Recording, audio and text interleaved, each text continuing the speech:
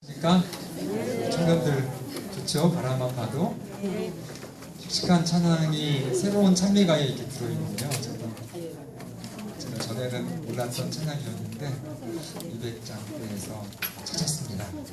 좋은 찬송가 많이 들어있으니까 이 찬미가 새로 출판된 찬미가 잘 활용해 주시면 감사하겠습니다. 오늘이 사실은 모내기가 시작되는 날이랍니다. 그래서 가장 1년 중에 바쁜 계절인데요. 우리의 수고가 영원한 복이 되기를 소망하면서 오늘은 갈라디아서를 통해서 하나님께 교훈을 듣겠습니다. 갈라디아서 1장 1절을 보면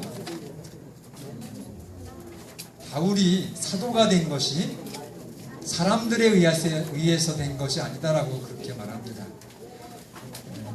오직 하나님에 의해서 사도가 되었다.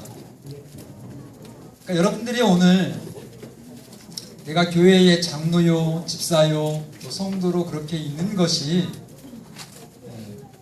하나님에 의해서 되었다고 하는 것. 그래서 신앙이라고 하는 것은 하나님에 의해서 또 하나님을 바라보면서 행동하는 것이다. 다른 말로 하면은 사람 눈치 보지 않는 것이다. 신앙은 사람 눈치 보지 않는 것입니다. 멀리 보시면서 여러분 믿음 생활 하시기를 바랍니다. 어떤 경우에는 엄청난 주변에서 사람들의 눈치가 있다 할지라도 해야 될 일이면은 하시고 또 똑같은 정말 그 사람들의 시선이 있다 할지라도 하지 않아야 될 일은 단호하게 거절하시는 그런 하나님께 향한 여러분과 저의 신앙이 되기를 바랍니다.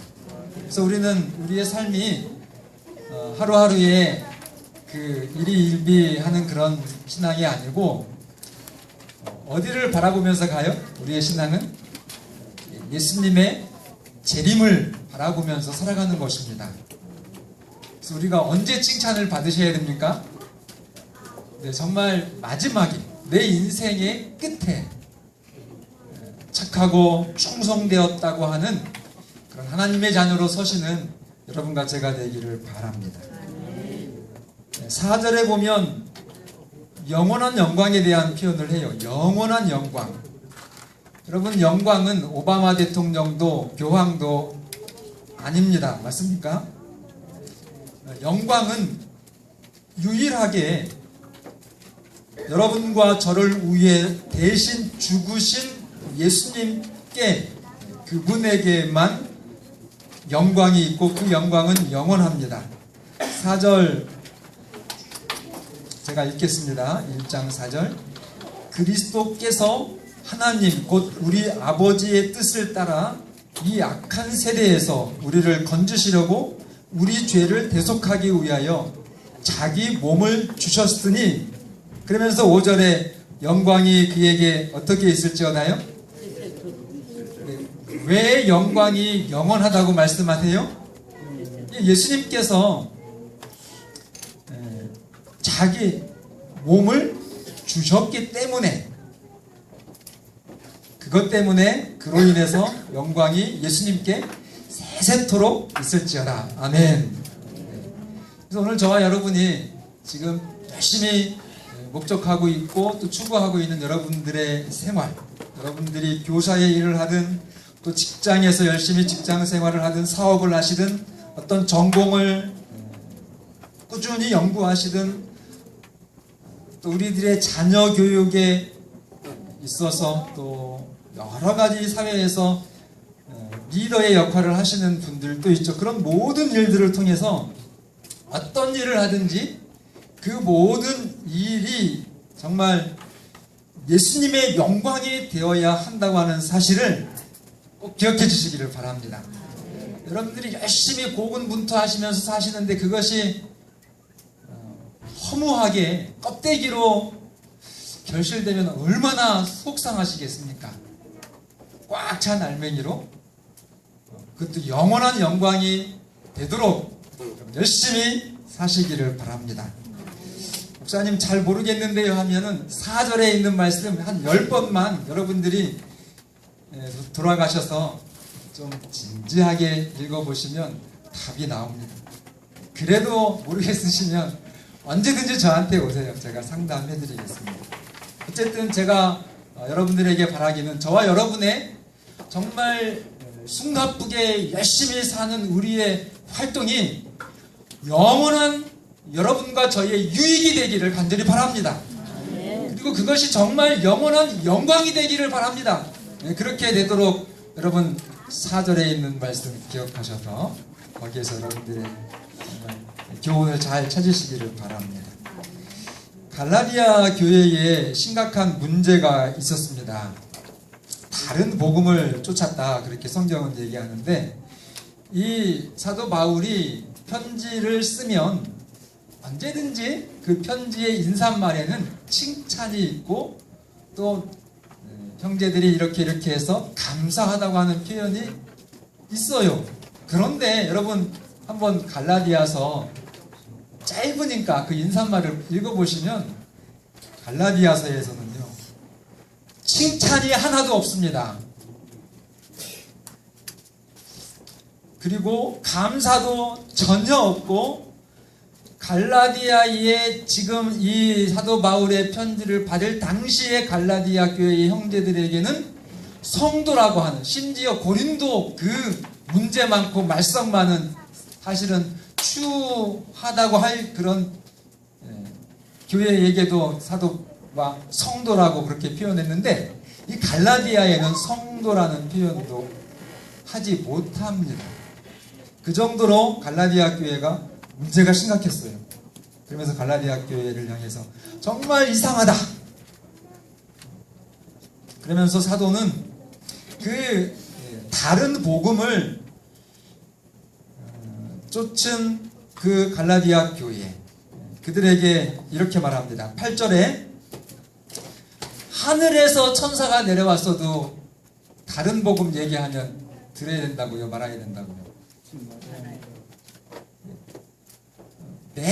사도 바울이 내가 다시 와서 전에 전했던, 지금도 내가 변치 않고 전하는 그리스도의 복음 외에 다른 복음을 너희들에게 전하면 나도 너희들이 거절해야 된다. 좀 심각하게 그렇게 사도 바울은 말합니다. 여러분, 예수 그리스도의 복음 외에 다른 복음을 전하면 저주를 받을지어다. 이것이 사도의 권고였었고, 오늘 여러분과 제가 따라야 될 말씀입니다. 아무리 친한 사이, 여러분 충분히 그럴 수 있어요. 정말 인간적으로는 형제보다 더 가까워요. 그런데 그가 와서 이상한 복음을 전해요. 틀렸다고 하는 것을 아는데 그 인간적인 친밀한 관계 때문에 수정해주지 못하고 거절하지 못하고 거기서 그저 주저하고 있을 때 뭘 받을지어다?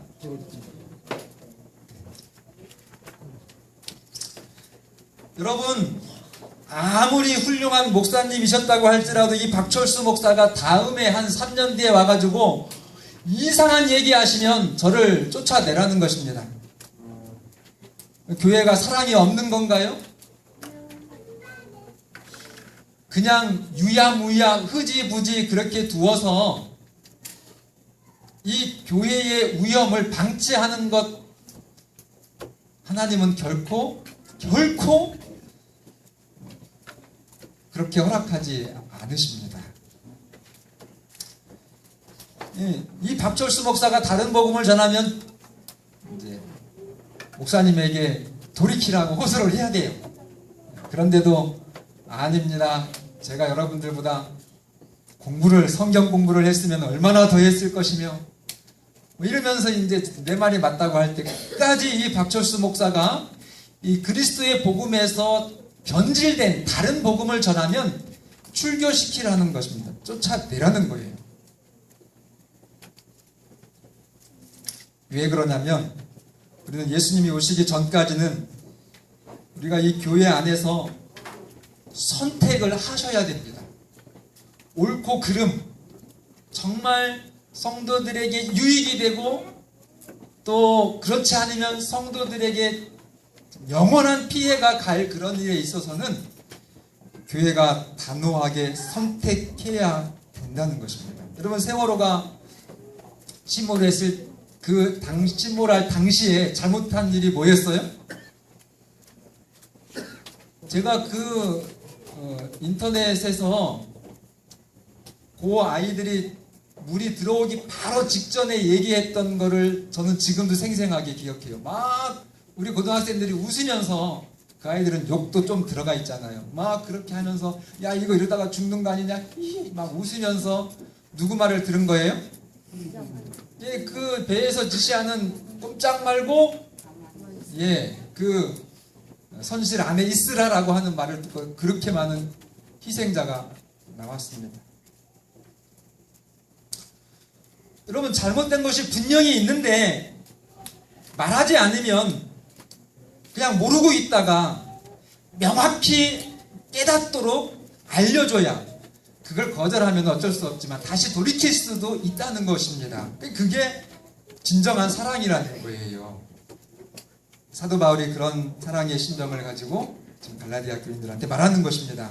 에스겔 33장에도 우리가 잘 아는 말씀 있죠. 악인에게 말로 경고하여 그의 길에서 떠나게 하지 않으면 그 악인은 자기 죄악으로 말미암아 죽지만 그의 피를 너의 손에서 찾으리라.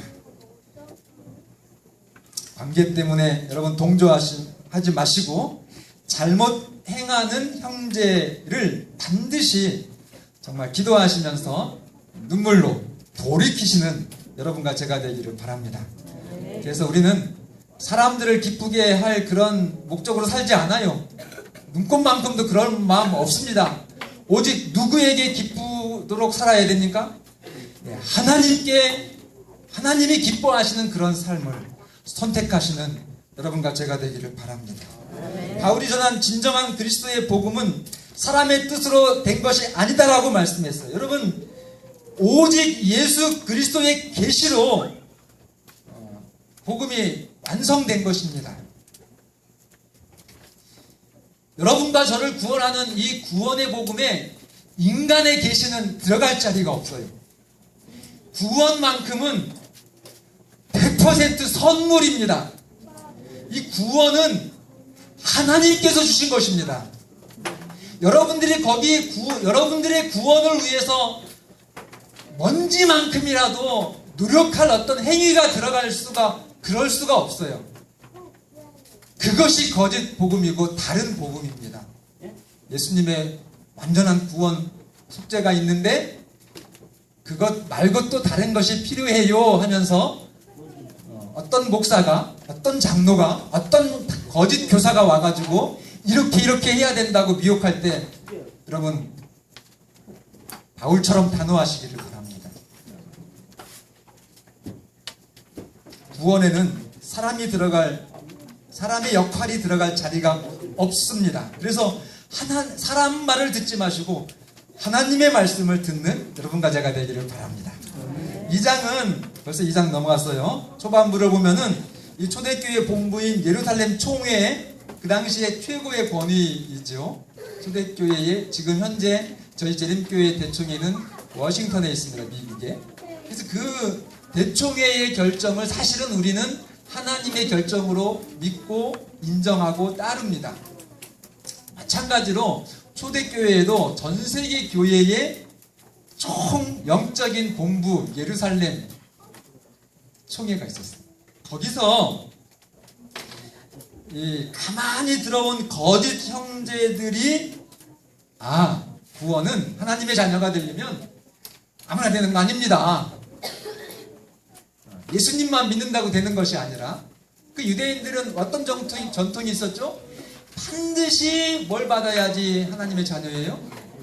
할례를 받아야 하나님의 자녀가. 이게 이제 혈통적인 아브라함의 후손으로 그렇게 유대인들이 믿었던 전통이었어요. 그러니까 할례가 사실 대표적인 것이지 그 할례를 받아야 된다고 했으면 얼마나 많은 그 유대인들이 지켰던 율법들이 있는지 몰라요. 근데 그런 것들을 다 지켜야 하나님의 자식 되는 거지, 예수님만 가지고는 안 된다, 이렇게. 그럴듯해요, 안 그럴듯해요? 그럴듯해가지고 우리 재림교회 안에도 방황하는 분들이 없지 않습니다. 그래서 오늘 잘 말씀 들으시고, 우리가 5월 마지막 안식일, 제가 다음 주 안식일도 좀 말씀을 드릴 터인데, 이 진정한 복음에 대한 이해를 확실하게 말씀을 토대로 해주시기를 바랍니다. 그래서 할례를 받아야 된다고 하는 그런 시도가 있었는데, 3절에 보면 할례를 받지 않도록 예루살렘 총회에서 대단한 결정을 정말 속 시원하게 해요. 그러면서 9절에 보면은 베드로, 누구요? 베드로, 초대교회의 정말 수석 그 지도자라고 할 수 있는, 그리고 베드로는 누구를 위한 사도였죠? 예, 사도 바울은 이방인들, 헬라인들, 이방인들을 위한 복음 전도자였지만, 이 베드로는 유대 토박이들에게 예수님의 복음을 전한 사도였거든요. 근데 그 베드로 사도도 할례를 주지 않아야 된다라고 예루살렘 총회 때는 정신이 제대로 들어가지고 그 결심을, 결의를 한 것입니다. 자,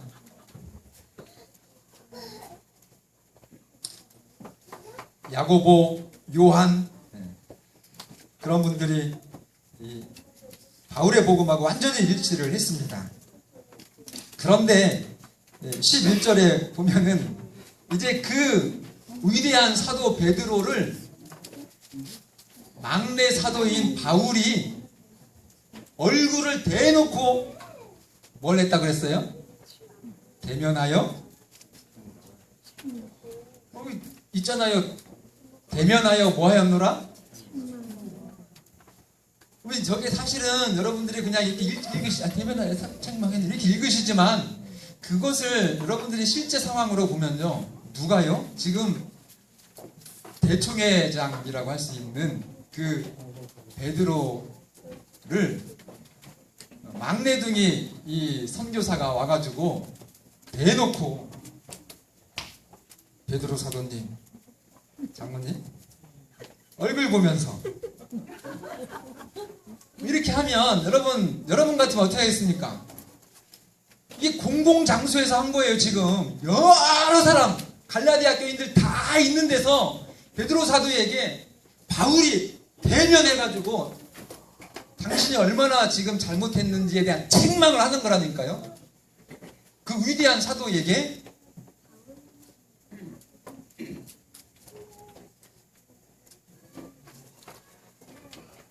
내용은 뭐냐면은 이랬어요. 베드로가 이방인들하고 아주 자유스럽게 친교하다가 먹다가 예루살렘에서 온 유대화를 주장하는 바리새파 그리스도인들이 오니까 마음에 얼른 겁을 먹고 그 자리를 떠나갑니다.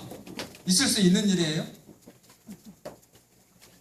그게 여러분 가벼운 행동 같지만, 그 당시에 그 베드로 목사님의 행동 하나는, 성경 보세요. 13절에 베드로의 그 위선에 다른 유대인 그리스도인들도 시험에 넘어갑니다. 심지어 초대교회 정말 위대한 사도 바울의 그림자라고 했던 같은 사도 바나바까지 베드로의 외식에 미혹이 돼버렸어요. 그래서 바울은 공개적으로 이 베드로를 책망하는 겁니다. 14절 책망 한번 읽어볼까요? 그러므로 중간, 내가 유대인으로서, 거기부터 읽어보죠. 시작. 내가 유대인으로서 이방인을 따르고 유대인답게 살지 아니하면서 어찌하여 억지로 이방인을 유대인답게 살게 하려 하느냐. 여러분, 지도자가 갈팡질팡하면 치명적입니다. 그래서 우리 재림교회 장로님, 집사님들은 구원의 교리에 대해서 아주 명확하게 이해하고 확고하게 서셔야 합니다. 오늘 이 시간 다시 한번 이미 아시고 계시지만 깊이 점검해 주시기를 바랍니다. 기도하시면 사람이 가르쳐주는 것이 아니라 유일한 여러분과 저희의 교사인 그 보혜사 성령께서 성경을 통해서 가르쳐 주십니다.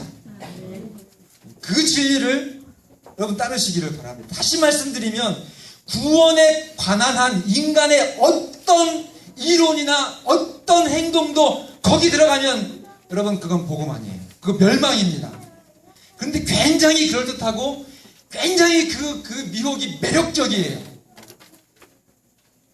그래서 말씀으로 여러분들이 바로 서지 않으면 누구도요, 바나바도 베드로도, 여러분 상상이나 할 수 있습니까? 베드로도 유혹되고 바나바도 유혹될 수 있는 것이 이 복음에서 여러분들이 시선을 이 말씀에서 빗나가서 사람을 바라볼 때 그렇게 될 수 있다는 것입니다. 근데 베드로는 참 위대해요. 그렇게 사실은 참 어린 사람이 와가지고 막 자기한테 그렇게 대놓고, 어떻게 생각하면 이거는 공개적으로 망신을 준 겁니다. 그런데 대꾸해요, 안 해요? 성경에 대꾸 있어요, 없어요? 침묵하죠. 자기가 잘못한 것을 인정하는 겁니다. 비록 어린 사람이 말해도 그게 성령을 통해서 하나님의 말씀이면 위대한 사도 베드로는 수긍하고 인정하는 것입니다. 그래서 교회가 이제 치유가 되는 거예요. 아멘? 자, 복음, 여러분과 저를 위한 복음이 무엇인지 같이 읽겠습니다. 2장 16절. 이거 잊어버리시면 안 돼요. 오늘 오셔서. 자, 사람이 의롭게 되는 것은, 같이 읽겠습니다. 좀 길지만 시작. 사람이 의롭게 되는 것은 율법의 행위로 말미암음이 아니요 오직 예수 그리스도를 믿음으로 말미암는 줄 알므로 우리도 그리스도 예수를 믿나니 이는 우리가 율법의 행위로서가 아니고 그리스도를 믿음으로써 의롭다함을 얻으려 함이라. 율법의 행위로서는 의롭다함을 얻을 육체가 없느니라. 아멘. 예수님을 믿을 때 완전히 여러분과 저는 의로워지는 것입니다. 20절에서 이렇게 얘기해요. 예수님을 믿고 침례를 받은 사람은 예수님과 함께 십자가에서 못 박혀서 죽었다라고 얘기해요. 죽었어요, 더 이상. 여러분들이 정말 거듭나셨으면, 성령으로 침례받았으면 여러분들은 없어요. 죄인인 여러분들은 그리스도 안에서 결코 정죄함이 없는 하나님의 자녀가 된 것입니다. 거기에 다른 어떤 이론도 들어갈 수가 없어요. 그래서 아들이고 자유자라고 하는 표현을 쓰는 겁니다. 믿음으로 그래서 되는 거예요. 이 사실을 깨달을 때 세상이 뒤집어지고 여러분들의 인생이 바뀝니다. 이것이 복음이에요. 예수님이 이 땅의 모든 죄인들을 위하여 모든 율법을 완전히 이루셨기 때문에 예수님을 믿는 믿음 안에서 그리스도인들은 완전히 의롭습니다. 누구 때문에요? 완전히 지켜주신, 이 율법을 이루어주신 예수님 때문에 그 예수님을 믿으면 그 믿는 그리스도인은 완전히 의롭다는 것입니다. 그래야 천국 가죠. 완전하지 않으면 갈 수가 없잖아요. 21절 더 은혜로운 말씀이에요. 내가 하나님의 은혜를 뭐하지 아니하노니? 절대 하나님의 은혜를 내동댕이 치지 마시기를 바랍니다. 여러분들이 뭘 잘났다고 하나님 앞에서 껍죽대면 예수님의 십자가가 필요 없다는 거예요. 예수님 됐어, 하나님 됐어요. 저 혼자 할 수 있습니다. 제가 할게요. 그것처럼 여러분 하나님께 참남 될 수 있을까요? 천국 가면 이 땅에서 착한 일을 많이 했나 안 했나, 그것도 뭐 상급을 좀 부분에서 줄일 수 있겠지만, 사실 그것보다 정말 놀라운 그런 심판의 결과들이 많이 발생을 할 것입니다. 정말 여러분 하나님의 은혜를 패하지 마시기를 바랍니다. 만일 의롭게 되는 것이 율법으로 말미암으면 예수님께서 죽을 필요가 있어요, 없어요? 예, 헛되이 죽게 되신다는 거예요. 하나님의 일을 자신이 대신하려는 시도가 인간이 범하는 가장 큰 실수, 죄라고 하는 것. 그래서 바리새인들을 보면 교회 생활을 열심히 했어요. 그런데 그들은 멸망을 합니다. 3장 1절 어리석도다. 누구더라? 예, 갈라디아 사람들아 누가 너희를 꾀더냐. 3절에 너희가 이같이 어리석으냐. 성령으로 시작한 것을 육체로 마치겠느냐. 너희가 복음을 위해 견디고 받은 고난이 이렇게 헛되냐. 그러니까 초대교회 때도 예수님 믿는 것 때문에 얼마나 많은 고난과 가난과 핍박, 어려움이 있었습니까? 근데 그 모든 것들을 알고 있는 정말 아버지 같은 사도 바울이 갈라디아 교회의 이 순수한 복음에서 이상한 다른 복음이 들어와가지고 멸망할 위기에 처해 있는 이 성도들을 바라보면서 너무 가슴이 아픈 거예요. 너희들이 그렇게 희생했고 정말 여러분 안식일 교인 되기 위해서 얼마나 큰 나름의 인생의 그 희생을 감수하시면서 여기까지 왔습니까? 그런데 그렇게 했는데 그것이 정말 헛될 수 있을 때 하나님 마음이 얼마나 아프실까요? 그 마음입니다.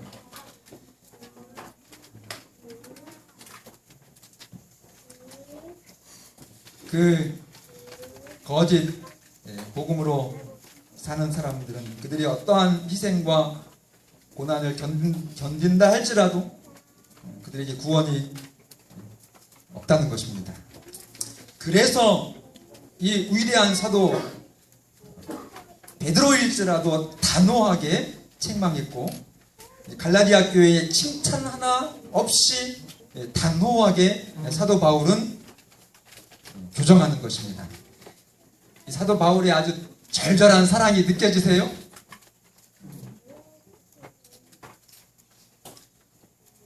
그 비스마르크의 우정이라고 하는 얘기 여러분 잘 아실 거예요. 그 비스마르크가 사냥을 친구하고 갔는데 늪에 친구가 빠진 겁니다. 그래 이제 늪에 빠진 친구는 당연히 누구를 바라보겠어요? 그 비스마르크를 바라보죠. 건져달라고. 근데 보니까는 건져주다가는 다 죽게 생겼어요. 그래서 이 비스마르크가 총에다가 실탄을 장전해가지고 그 늪에 빠진 친구에게 그냥 정통으로 정조준을 했어요. 너 고생하면서 죽느니 빨리 죽여줄게. 내 우정을 잊지 말아라. 이래가지고 이 친구가 그냥 그 늪에 빠진 친구가 정신이 돌아버렸어요. 그래가지고 저런 게 친구라고 하면서 막 몇 배의 이제 그 힘이 생긴 겁니다. 그래가지고 나오게 됐어요. 그렇게 했을 때 비스마르크가 내가 자네에게 총을 겨눈 것은 자네의 가슴에 겨눈 것이 아니고 자네의 그 마음, 생각에다가 겨눈 거라고. 그래서 정말 짧은 순간 냉정한 것 같았지만 그 친구를 살린 것입니다. 자기도 죽고 친구도 죽을 뻔했거든요. 그러니까 여러분 다른 복음으로 흘러떠내려가는 그 우리 형제들을 향해서 정말 비스마르크와 같은 그런 진짜 사랑이죠. 그 사랑은 겉으로 볼 때는 냉정한 것 같지만은 이 사도 바울의 절절한 이 갈라디아 형제들을 위한 사랑이 여러분과 저의 사랑이 되기를 바랍니다. 구원 중에 구원은 누구의 구원일까요? 그래서 이 바울이 갈라디아 교인들한테 누구의 구원을 소개하냐면 6절에 보면 아브라함이 받은 구원을 소개를 해요. 그러면서 아브라함이 하나님을 뭐 할 때 그것이 그에게 의가 되었다고요? 그러니까 아브라함이 우리의 믿음의 조상이잖아요. 아브라함의 구원이 모든 그리스도인 구원의 교과서잖아요. 정답이잖아요. 근데 어떻게 해서 구원받았다고요? 하나님을 믿어서. 그래서 믿음으로 구원받은 모든 성도들도 다 아브라함의 자손입니다. 그리고 그 아브라함의 믿음으로 구원받은 사람들은 아브라함처럼 이방인에게 축복이 되도록 하나님은 구원을 주셨다는 것입니다. 11절에 함께 봉독하죠. 하나님 앞에는 11절 시작. 하나님 앞에서 아무도 율법으로 말미암아 의롭게 되지 못할 것이 분명하니 이는 의인은 믿음으로 살리라 하였습니다.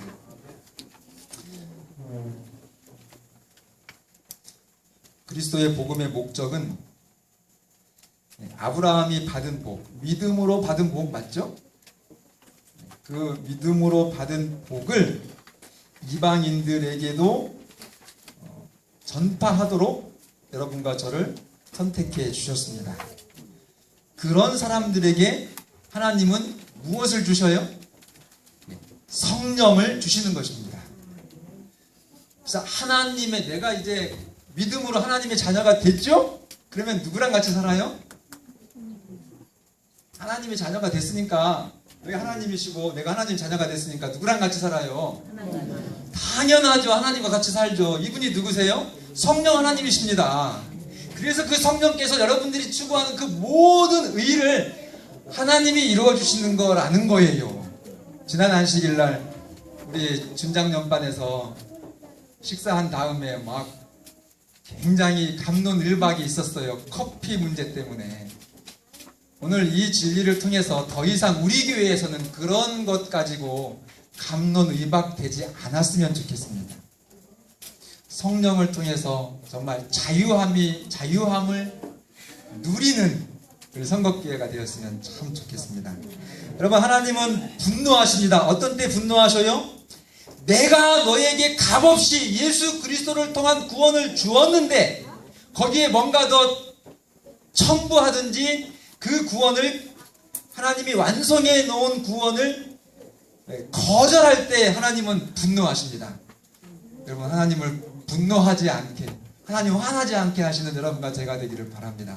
오늘 예수 그리스도를 통한 완전한 구원의 그 구속을 여러분들이 믿음으로 받아들이시고 자유하셔서, 그러면 막 너무 감사하고 편안하고 자유로워요. 그리고 걱정이 정말 하나도 없어요. 일순간에 다 해방이 됩니다. 그런 신앙으로 재림신앙을 성공하시기를 바랍니다.